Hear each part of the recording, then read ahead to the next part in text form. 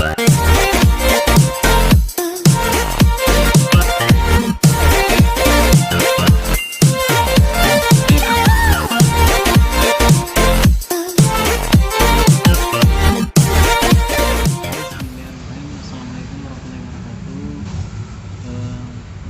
saya di sini untuk memaparkan materi yang berjudul toksikologi lingkungan. Sebelum itu saya mengucapkan terima kasih banyak kepada dosen pengampu mata kuliah ekotoksikologi yang telah memberikan kesempatan kepada saya untuk memaparkan materi yang berjudul toksikologi lingkungan. Langsung saja ke topik pertama, yaitu sejarah dan perkembangan toksikologi. Yang pertama ialah perkembangan awal toksikologi. Sejak perkembangan peradaban manusia dalam mencari makanan, tentu telah mencoba beragam bahan baik botani, nabati maupun dari mineral. Melalui pengalamannya ini, ia mengenal makanan yang aman dan berbahaya. Dalam konteks ini, kata makanan dikonotasikan ke dalam bahan yang aman bagi tubuh jika disantap, bermanfaat seperti serta diperlukan oleh tubuh agar dapat hidup atau menjalankan fungsinya. Kita lanjut. Cangkupan dan subdisiplin ilmu toksikologi. Yang pertama ialah bidang kedokteran untuk tujuan diagnostik, pencegahan dan terapeutik. Bidang industri makanan sebagai zat tambahan baik langsung maupun tidak langsung. Bidang pertanian sebagai pestisida, zat pengatur pertumbuhan, penyerbuk buatan dan zat tambahan pada makanan hewan. Bidang industri kimia sebagai pelarut komponen dan bahan antara plastik serta banyak jenis bahan kimia lainnya. Kita lanjut ke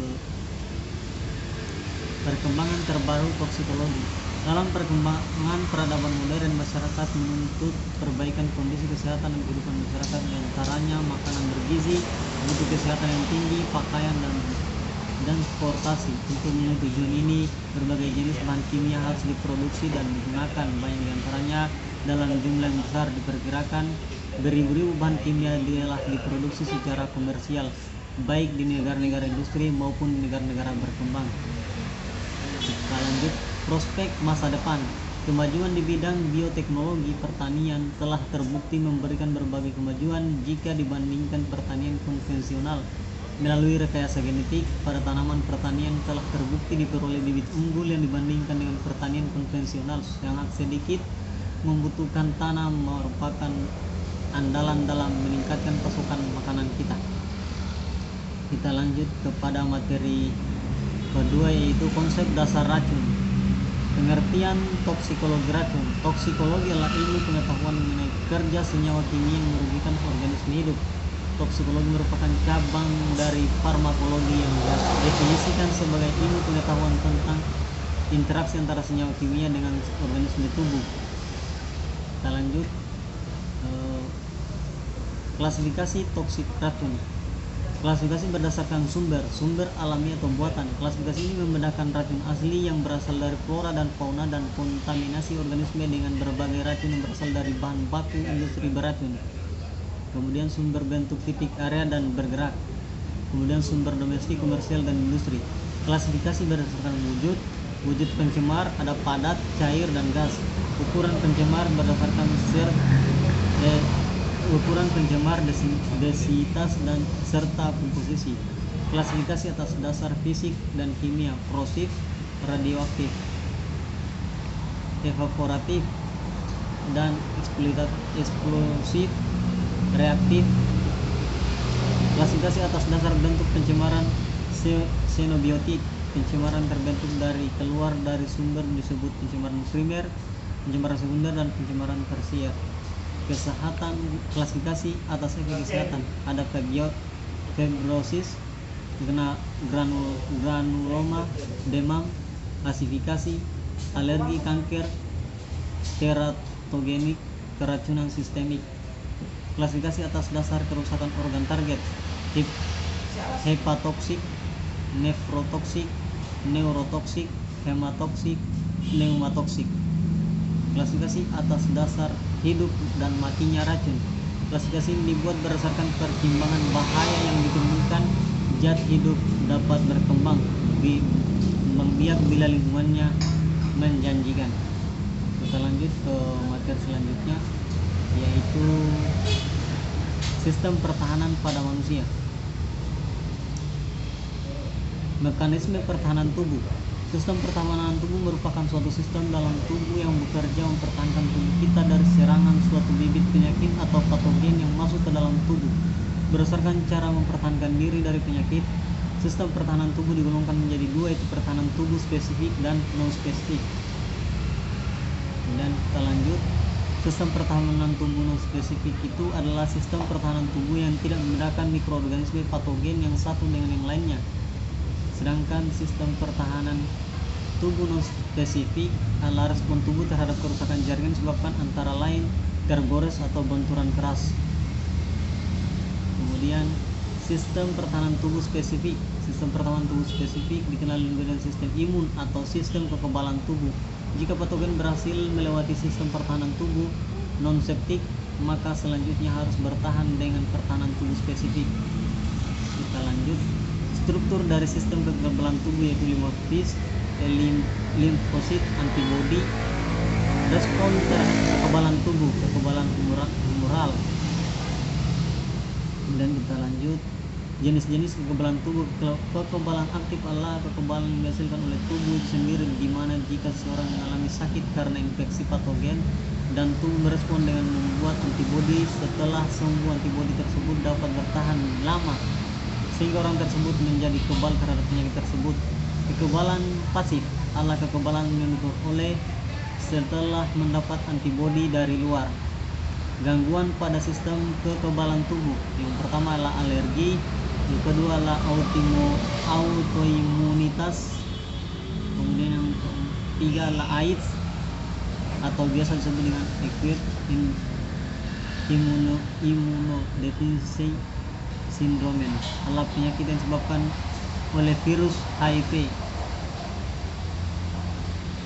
Lanjut. Kita lanjut di materi selanjutnya, toksikologi lingkungan. Toksikologi lingkungan, pencemaran lingkungan. Sebelum lebih dalam membahas pengertian toksikologi, sebaiknya lebih dahulu kita menyamakan pandangan pengertian apa yang dimaksud dengan pencemaran. Pencemaran terjadi pada saat senyawa yang dihasilkan dari kegiatan manusia dilepaskan ke lingkungan, menyebabkan perubahan yang buruk terhadap kekhasan fisik, kimia, biologis, dan estetis. Kemudian sifat alaminya lingkungan. Sifat alaminya lingkungan, berbagai senyawa kimia di alam berpotensial mempunyai efek toksik. Komponen udara bersih biasanya berasal dari gas nitrogen N2 78%, oksigen, nitrogen, dan gas-gas lainnya. Kita lanjut ke materi selanjutnya. Resistensi zat kimia di lingkungan. Terdapat berbagai proses antibiotik dan biotik dalam ini yang berfungsi merugikan zat kimia di lingkungan. Yang pertama, secara umum resistensi dapat diartikan sebagai waktu tinggal suatu zat kimia dalam lingkungan tanah, air, dan udara, atau sebagai waktu paruh dari degradasi zat kimia di lingkungan. Waktu paruh di lingkungan beberapa zat kimia kontaminan terhadap lingkungan. Yang pertama ialah DDT, TC atau DDT atau TC. Yang kedua adalah TCDD. Yang ketiga atrazin. Yang keempat adalah PAH. Yang kelima adalah phenanthrene atau PAH. Yang keenam adalah karbofuran. Waktu paruh 10 tahun, 9 tahun, 25 tahun, 14 bulan, 138 hari sama 45 hari. Kita lanjut ke proses bioakumulasi. Resistensi suatu zat kimia di lingkungan bukan hanya salah satu faktor penyumbang masalah pada toksikologi lingkungan, seperti telah dijelaskan pada bab sebelumnya, yaitu sifat fisiko-kimia yang mempengaruhi pada proses absorpsi, distribusi, dan eliminasi xenobiotika di dalam tubuh organisme telah juga diuraikan panjang lebar. Salah satu konsekuensi dari pelepasan dan penyebaran substansi pencemaran lingkungan adalah penangkapan atau uptake dan penimbunan atau accumulation oleh makhluk hidup mengikuti alur rantai makanan atau food chain. Kita lanjut ke materi selanjutnya, pencemaran udara. Pencemaran udara yaitu volume udara terdiri dari nitrogen 78%, oksigen 21%, dan sejumlah gas-gas kecil lainnya seperti karbon dioksida sekitar 0,03%, argon kurang dari 1%, dan gas-gas lain seperti uap air dan jumlahnya beragam. Kita lanjut ke sulfur dioksida dan hujan asam. Secara alamiah gas-gas karbon seperti sulfur dan nitrogen dilepaskan ke udara dari hasil penguraian tanaman, hewan, kegiatan gunung berapi, dan erosi oleh angin. Gas-gas ini diperlukan dalam proses fotosintesis untuk produksi protein, asam nukleat, dan zat-zat lain yang terdapat dalam tanaman dan hewan. Pembakaran bahan bakar fosil merupakan sumber pelepasan baru gas-gas ke udara sehingga terjadi penambahan sulfur dan nitrogen ke atmosfer yang berarti presipitasi gas-gas sulfur dan nitrogen memberi pengaruh toksitas yang buruk terhadap ekosistem alamiah, khususnya di daerah Eropa Barat dan Timur. Sebagaimana rumus senyawa daripada asam sulfat, sulfur dioksida yang dihasilkan akibat pembakaran bahan bakar fosil udara akibat bereaksi dengan uap air, yaitu 2SO2 tambah H2O tambah O2 menghasilkan H2SO4. Polusi udara pada kesehatan. Kita lanjut, pestisida. Pestisida yang sering digunakan di sini, yang sering digunakan di bidang pertanian adalah DDT. Kemudian kita lanjut, jenis pestisida ada insektisida, ada herbisida, dan ada fungisida. Kita lanjut ke materi selanjutnya, yaitu teori paparan. Teori paparan terdiri dari paparan dan pajanan. Paparan adalah pengalaman yang dapat polusi atau organisme akibat terkena atau terjadinya kontak dengan suatu faktor agen potensial berasal dari lingkungan. Kemudian kita masuk di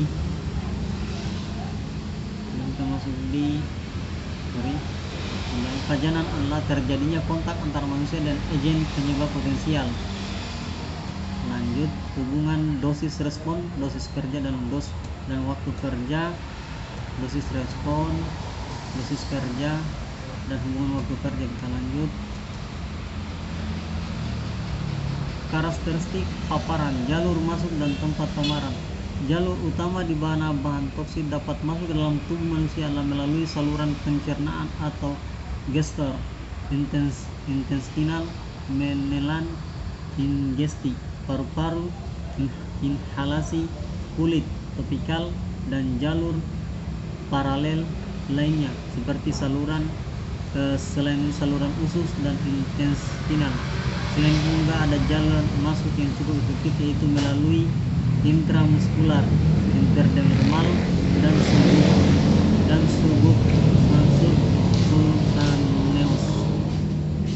Kita lanjut, jangka waktu frekuensi pemaparan 24 jam, aliran toksikan dalam tubuh lingkungan. Kita lanjut ke materi selanjutnya, yaitu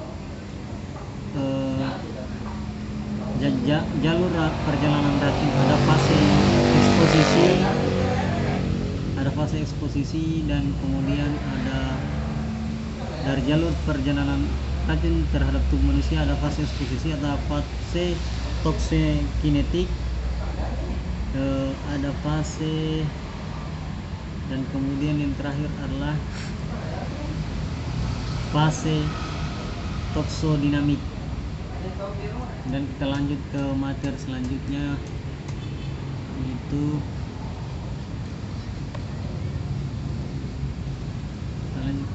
ada kendala sedikit. Materi selanjutnya itu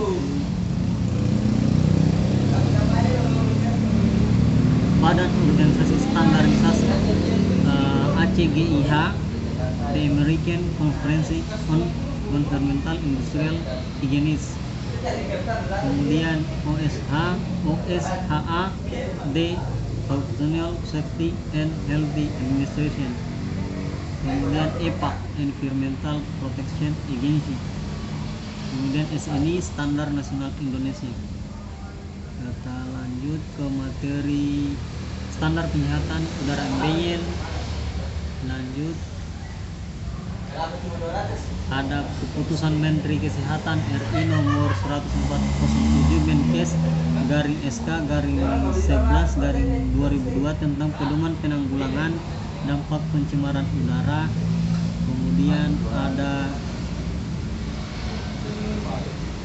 ada keputusan Kepala Badan Pengendalian Dampak Lingkungan atau BPDL nomor Kep underscore 107 garing Kabapedal garing 11 garing 1997 tentang pedoman teknis perhitungan dan pelaporan serta informasi indeks standar pencemaran udara. Kita lanjut ke materi selanjutnya, yaitu standar pengolahan bahan kimia di tempat kerja. Ada penyediaan lembar data keselamatan bahan atau LDKB dan label. Kemudian kita lanjut petunjuk petugas K3 kimia dan ahli K3 kimia. Kita lanjut ke standar buangan limbah di kantoran, yaitu ini ada kenal sedikit, yaitu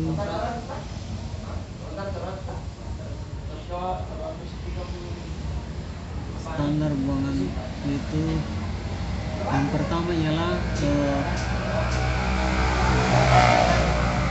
standar buangan potensi bahaya dan risiko pekerja perkantoran, bahaya fisik, bahaya kimia, bahaya biologi, bahaya agronomi, dan bahaya psikososial. Lanjut standar kesehatan kerja perkantoran. Kemudian lanjut standar pencegahan penyakit bagi karyawan. Lanjut standar lingkungan kerja perkantoran. Lanjut kita lanjut di materi terakhir, yaitu standar buangan kimia industri. Kita lanjut, tadi sudah ada peraturannya untuk standar kimia buangan industri. Uji daya bunuh ala dimaksud dengan lethal dosis LD50 dan lethal concentration LC50. Kemudian kaidah uji daya bunuh, kemudian pedoman uji daya bunuh, kemudian prinsip uji toksikologi. Kita lanjut di materi terakhir, yaitu lethal dosis 50 dan lethal konsentrasi 50. Untuk lethal dosis sendiri merupakan salah satu rangkaian pengujian limbah bahan berbahaya dan beracun B3 yang pengujiannya menggunakan mencipmus musculus. Bahan B3 itu ialah B3 bahan berbahaya beracun.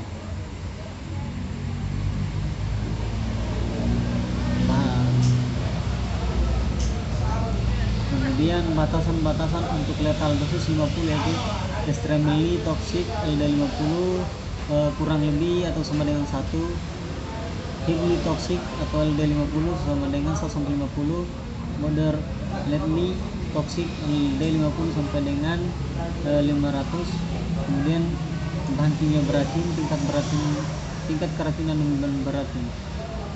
Lethal konsentrasi 50 yaitu LC50, yaitu konsentrasi yang menyebabkan kematian sebanyak 50% dari organisme uji yang dapat disensiminasi dengan grafik dan perhitungan pada suatu waktu dalam tertentu, misalnya LC 50 48 jam, LC 50 sama dengan 96 jam sampai waktu hidup hewan uji.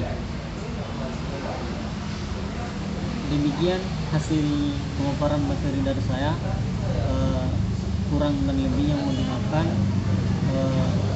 Saya akhiri. Wassalamualaikum